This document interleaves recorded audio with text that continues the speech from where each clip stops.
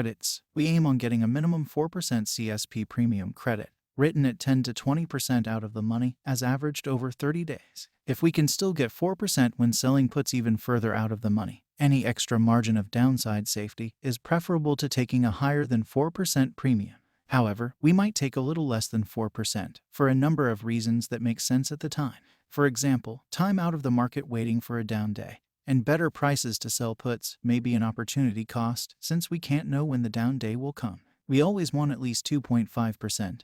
On average, for covered call trades, 10 to 20% OTM. Selling options 10 to 20% below the current stock price allows a higher margin of downside safety against being assigned. The strike will be circa 0.30 delta, 30 delta if following the Greeks. At the money options, pay higher premiums than out of the money, but also require more margin and having a circa 50% chance of assignment at inception. Theta, time decay profits, will on average be slower to come and average trade turnover times longer. If the stock is oversold, or trading nearer to its lows, or if the strike is near strong support, a trade for 4% premium might be justified at a little less than 10% OTM. Duration, 30 days to expiration, or thereabouts, 27 to 36 days, is more or less a sweet spot for premium received versus time in the trade. 7 DTE times 4 often doesn't pay as much or not much more pro rata than 28 DTE, but 7 DTE does provide the chance to be called away sooner on a covered call trade. When using a no-fee options broker, 7-day trades become more feasible. 60 days is too long of a lock-in time commitment because initial time decay is much slower. For stocks that only have monthly options series expirations,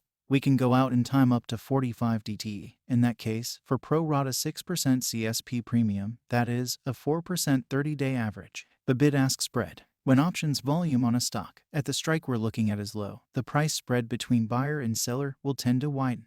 Bid prices tend to fall, and ask prices to rise when volume is low because buyers and sellers are more uncertain and cautious on what fair price might be. Obviously, we want to get as much as we can selling an option, but are more likely to get fills closer to or at mid-price when options volume is good. Where a stock's options typically have low volume, we might feel okay waiting longer to get filled on opening a trade, but may want to close the trade more quickly and find it harder to get the price we want and think is fair. Not getting filled can be frustrating and impatience-inducing, and a potential opportunity cost. Pricing. Options pricing is overall very efficient. Getting filled selling contracts at or a little below mid is a good price when the fill is for 4% or more premium, which by our system parameters is a good indication of fair price. There's no way to calculate objective fair value on the open market other than the best price we can get filled on while staying with our parameters. A fill at 4% premium on an OTM option is the target. Waiting for more risks missing the fill altogether, an opportunity cost.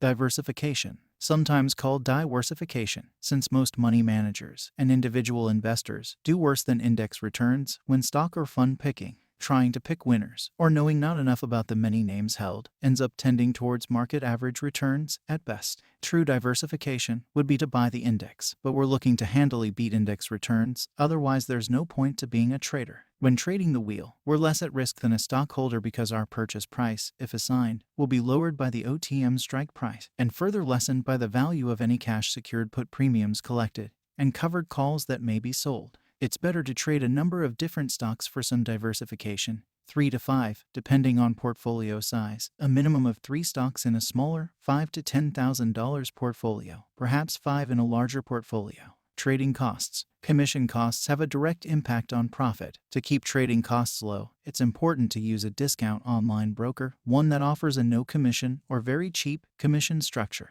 where any commissions, including exchange and any other fees, add up to no more than around 1% to 1.5% cost to the total portfolio value over a year's trading. Assuming we place a trade every available cycle, closing trades on average 18 days in trade, then any given stock might be traded about 20 times a year. If we regularly trade $20 to $50 stocks, 60 total trades a year, for a $10,000 portfolio, 1% to 1.5% of starting portfolio value is $100 to $150 we need total opening and closing trading commission, including exchange and any other fees, over 60 completed trades, to cost no more than about $1.50 to $2.50 per trade, regardless of the number of contracts sold in a trade. Money management. We can't time the market, therefore it's best to be all in, all the time, unless feeling uncomfortable to do so in the prevailing market environment. When not utilizing all available capital, the maximum amount of profit building can't happen. Less profit is a lower portfolio value to compound off. Margin. A relatively small amount of margin might be around a maximum 15%. When having a minimum of 3 trades on at any one time, there's some diversification by stock. The chance of all 3 being assigned at once is quite low. The chance of all 3 being assigned and ultimately going to 0 is extremely remote. Margin enables leverage, higher overall returns through larger trading size, where broker rates on cost of borrowing on margin aren't unreasonable in comparison to expected returns. Extra cost to mediocre trading performance is low. For example, trade full year using 15% margin borrowing. Margin rate at say 10% per annum interest. Rates can vary significantly between brokers. Annual margin cost to a $10,000 portfolio is 1%. $1,500 times 10% is $150. Potential extra gain at a targeted 36% annual return. $1,500 times 36% less $150 equals $390 or 3.95%. Total annual return is 40%.